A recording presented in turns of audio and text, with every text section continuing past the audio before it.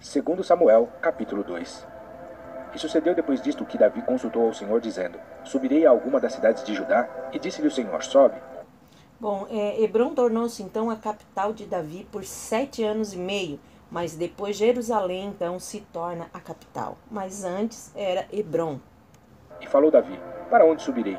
E disse: Para Hebrom. E subiu Davi para lá, e também as suas duas mulheres, Ainoã, a Giz de Elita, e Abigail, a mulher de Nabal, o Carmelita. Fez também Davi subir os homens que estavam com ele, cada um com a sua família, e habitaram nas cidades de Hebrom. Então vieram os homens de Judá, e ungiram ali a Davi, rei sobre a casa de Judá, e deram avisos a Davi, dizendo: Os homens de Jabes de Gileade foram os que sepultaram a Saul. Bom, agora ele era feito então oficialmente rei de Judá pelos homens que eram da sua própria tribo. Isso marcou então o começo do cumprimento da profecia de que Judá seria a tribo dominante. E o rei de Judá se tornaria o predecessor do Messias que estava por vir. Davi tinha 30 anos nessa ocasião, dando mais ou menos 10 a 12 de duração desde a morte de Golias. Então enviou Davi mensageiros aos homens de Jabes de Gileade para dizer-lhes: Benditos sejais vós do Senhor, que fizestes tal beneficência a vosso Senhor, a Saul, e o sepultastes. Agora, pois, o Senhor use convosco de beneficência e fidelidade. Bom, o primeiro ato de Davi como rei, então, foi o de enviar mensageiros para abençoar os homens de Jabes de Gileade, que haviam sepultado Saul. Assim demonstrou aos homens de todas as épocas como o verdadeiro homem de Deus pode amar os inimigos e fazer o bem àqueles que os perseguem, né? Por isso, ele era segundo o coração de Deus.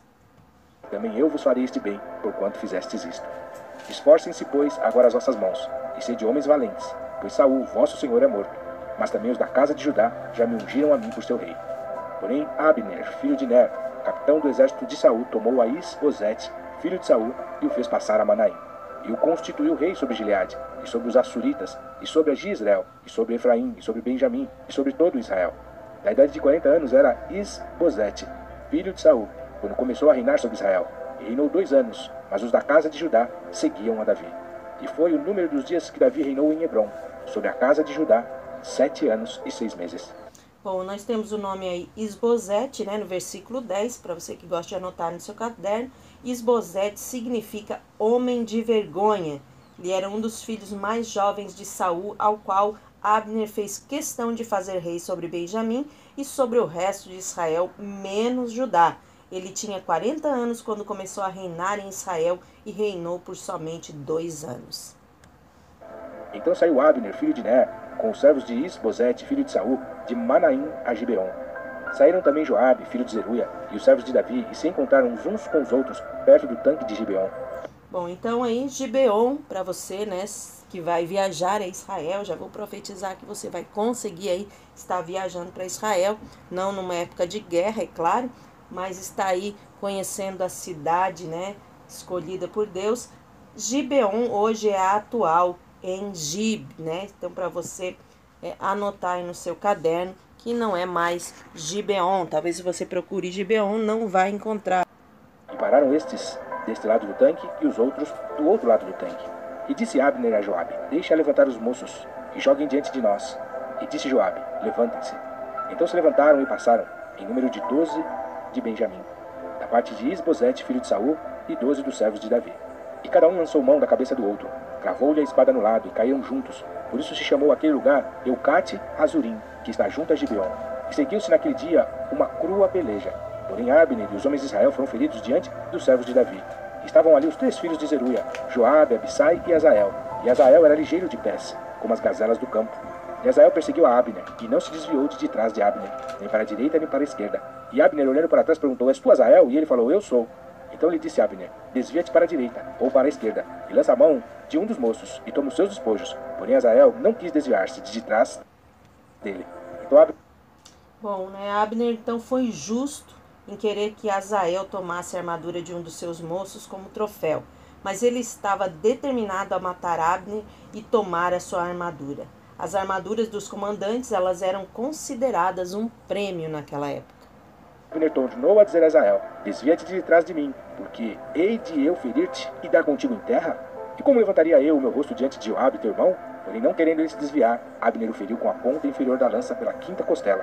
E a lança lhe saiu por detrás e caiu ali e morreu naquele mesmo lugar. E sucedeu que todos os que chegavam ao lugar onde Azael caiu e morreu, paravam. Porém, Joabe e Absai perseguiram Abner, e pôs-se o sol, chegando eles ao outeiro de Amá, que está diante de Gia, junto ao caminho do deserto de Gibeão. E os filhos de Benjamim se ajuntaram atrás de Abner, e fizeram um batalhão, e puseram-se no cume de um outeiro.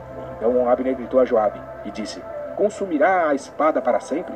Não sabes tu que por fim haverá amargura? E até quando não has de dizer ao povo que deixe de perseguir a seus irmãos?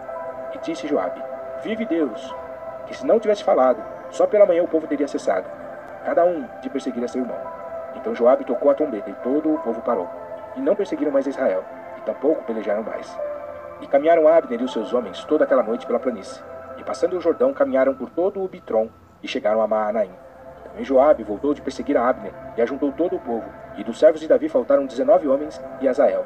Porém os servos de Davi feriram dentre os de Benjamim e dentre os homens de Abner a 360 homens que ali ficaram mortos. E levantaram a Azael, e sepultaram-no na sepultura de seu pai, que estava em Belém. E Joabe e seus homens caminharam toda aquela noite, e amanheceu-lhes o dia em Hebrom. E assim encerramos mais este capítulo, desejando que Deus abençoe a sua casa, a sua vida, a sua família, a sua saúde, o seu ministério, em nome de Jesus.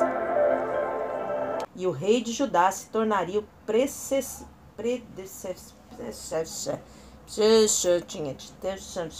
Erro. Não sabe falar.